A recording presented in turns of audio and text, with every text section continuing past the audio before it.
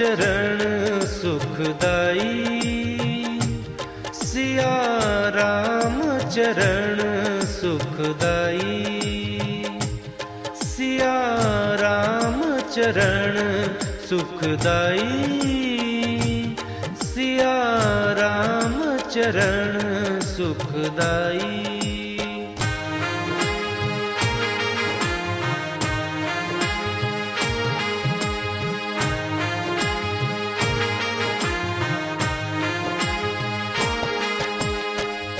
पावन माटी के दर्शन जहाँ, पावन माटी,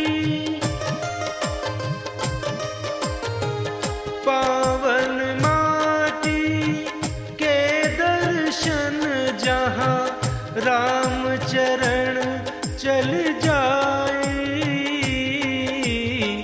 राम चरण चल जाए, सिया राम चरण सुखदाई, सिया राम चरण सुखदाई,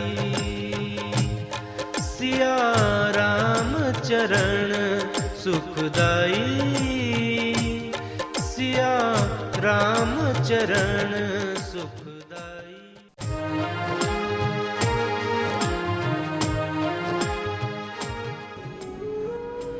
भाई और बहनों, जय श्री सीताराम। बंधुओं, ये यात्रा बड़ी अद्भुत है। यदि कोई ये सोचे कि ये काम मैंने कर दिया, मैं कर लूंगा, वो भ्रम में है।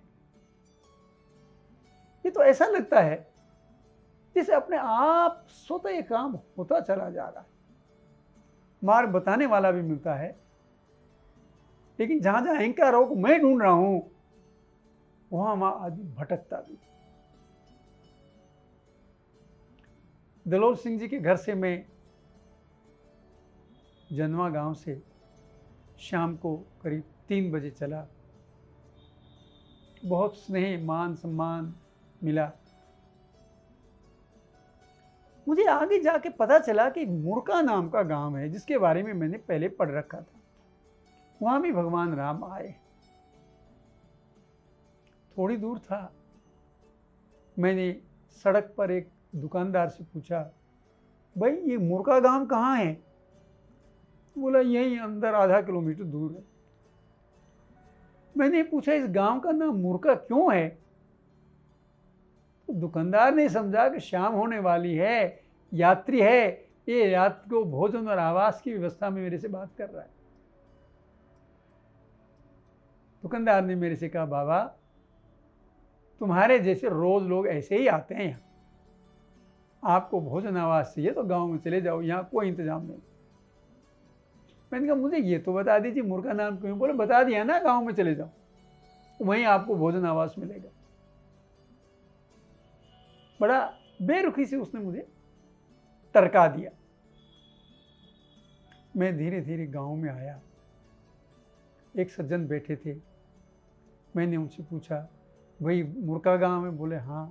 मैंने कहा इस गांव का नाम मुर्का क्यों है? तो पहले तो मेरे प्रश्न से वो असहज हो गया, क्योंकि मुर्का का था, उसे नहीं पता गांव का नाम मुर्का क्यों है। और फिर उसने मेरी वेशभूषा देखी, मेरी साइकिल देखी, उसे लगा ये कोई अजीब आदमी है, इस वेशभूषा में आता है, मेरे से पूछ रहा है, तो कुछ ना कुछ रहस्य है। उन्होंने मुझे बातों में उलझाए रखा। इतनी देर में 10-12 लड़के गांव के, जैसे हम कह सकते हैं कि मैं आवारा तो नहीं कहूँगा, लेकिन ऐसा कह सकता हूँ वो उदंड जैसे लड़के लग रहे थे। और उन्होंने आके मुझे घेर लिया। अब वो उनकी नीयत खराब नहीं थी, लेकिन मैं उनके घेराव से भयभीत सा हो रहा था। और वो मेरे से बार बार पूछे, बाबा कौन हो, कहाँ से आए हो, मुर्का में क्यों आए हो, तुम्हें क्या पता मुर्का का नाम क्या है? तो मैंने सोचा मैं तो गलत जगह आ गया और कहीं ये मेरा थैला वैला छीन नहीं ले।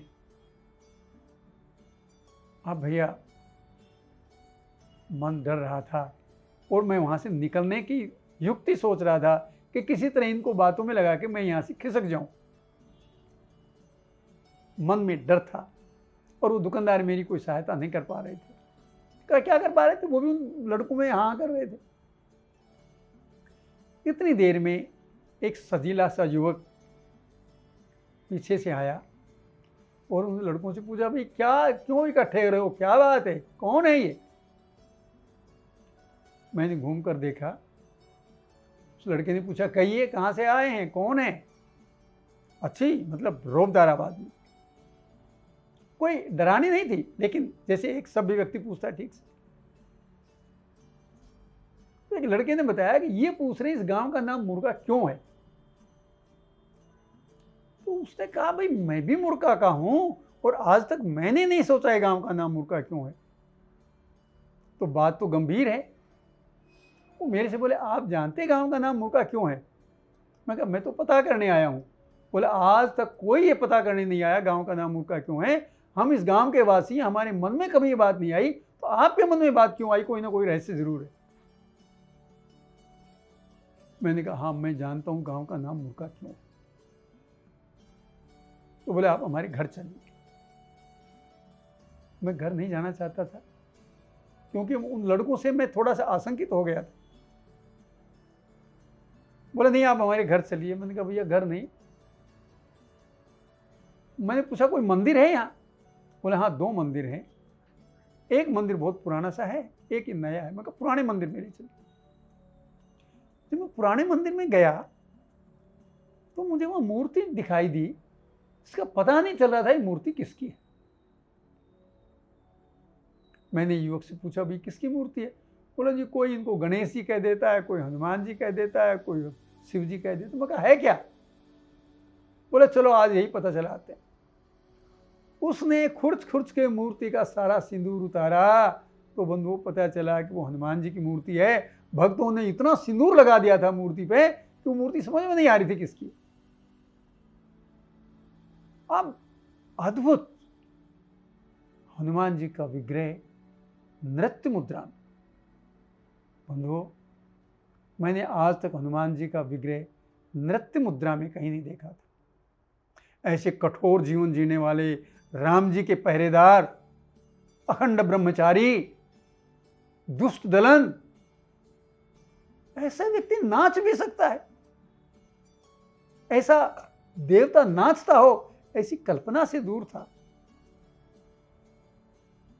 तो भी मेरे मन में एक बात आई कि रामायण में एक प्रसंग आता है,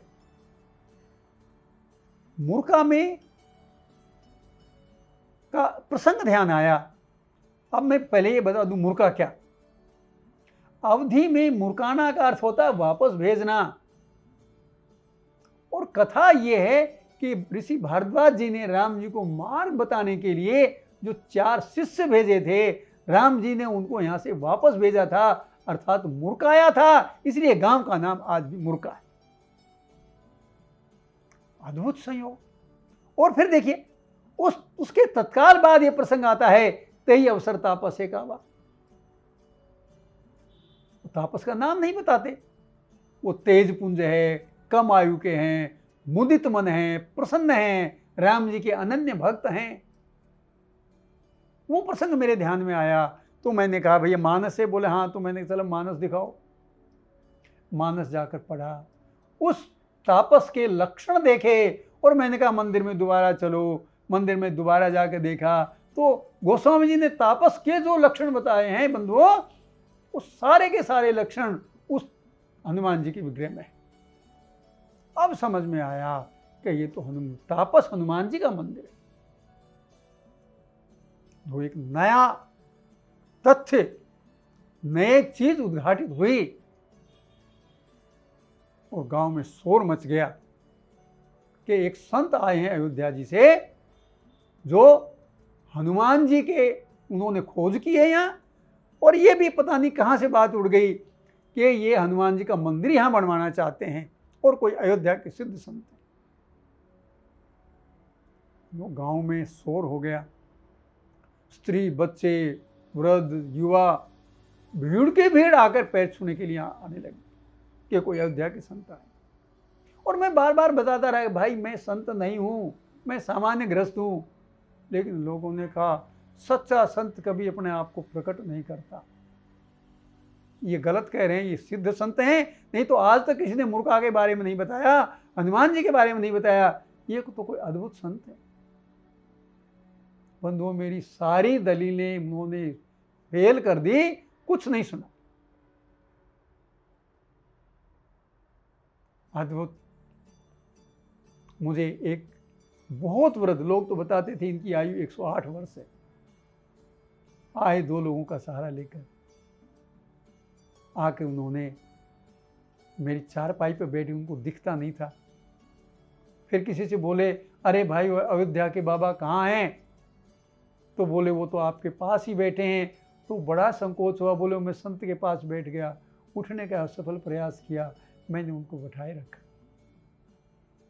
बोले मैं तो बाबा आपके दर्शन के लिए आया हूँ। और मित्रों सच पूछो तो मैं शर्म से गला जा रहा था जब मैंने उनको कहा मैं सचमुच संत नहीं हूँ, मैं गृहस्थ हूँ।